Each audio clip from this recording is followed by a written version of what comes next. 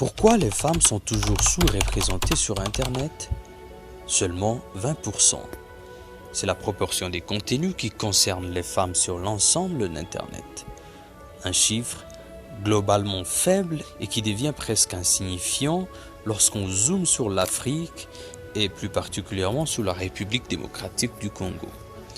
Les femmes, quels que soient les continents, restent largement invisibles dans les espaces numériques. Que ce soit sur Google, YouTube, Wikipédia, les réseaux sociaux ou les plateformes des médias, elles sont sous-représentées, oubliées ou carrément effacées. Et cette sous-représentation numérique n'est pas un hasard. Elle est le reflet d'inégalités bien ancrées dans nos sociétés. Des inégalités que certaines organisations s'efforcent aujourd'hui de corriger. Mais avant de poursuivre, n'oubliez pas de vous abonner à cette chaîne et d'activer la cloche des notifications pour ne rien rater de nos prochaines vidéos. Prenons le cas de Wikipédia en français, l'encyclopédie libre la plus consultée dans le monde francophone. Au 15 juillet 2024, elle compte plus de 2,6 millions d'articles d'environ 714 869 biographies. Sur ces biographies, à peine 20% concernent les femmes, ce qui représente 142 979 profils féminins. Autrement dit, seulement une biographie sur 5 est consacrée à la femme. Ce déséquilibre est symptomatique. Il reflète une réalité historique dans laquelle les femmes n'ont pas seulement été absentes des livres, mais aussi des archives, des institutions et désormais des bases de données numériques. Face à ces constats, Wikimedia RDC, un groupe d'utilisateurs congolais affilié à la fondation Wikimedia, s'est engagé à réduire cet écart. À travers plusieurs campagnes, ateliers, projets communautaires et formations, l'association encourage plus les femmes à contribuer aux plateformes des savoirs libres.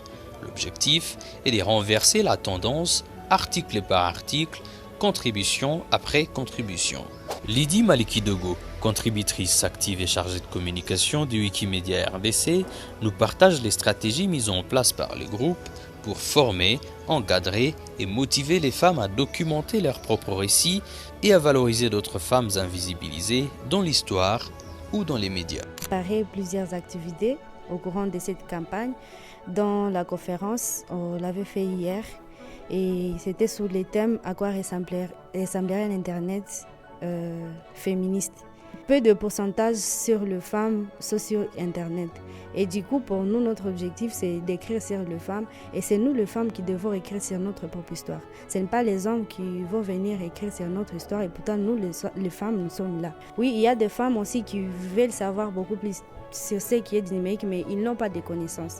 Mais ce que nous devons faire, c'est de les encourager, de les former, d'aller plus loin, afin qu'elles aussi puissent avoir cette possibilité-là aussi d'écrire quelque chose sur les femmes. C'est dans ces cadres que plusieurs jeunes filles congolaises, comme Déodine, s'initient à la contribution sur Wikipédia.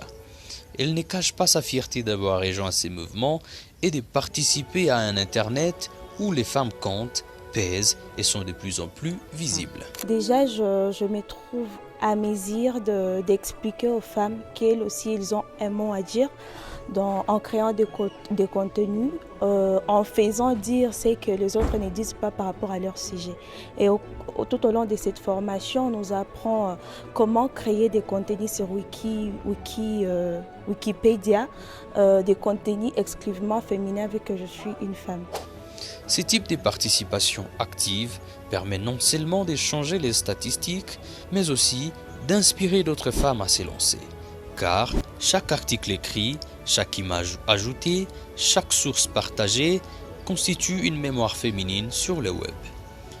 Mais ce combat n'est pas réservé qu'aux femmes. L'égalité des genres est aussi la responsabilité des hommes. Ils sont nombreux à comprendre aujourd'hui que changer les choses exige un effort collectif. Certains hommes participent aux ateliers, accompagnent les femmes dans leurs apprentissages et surtout soutiennent publiquement cette cause.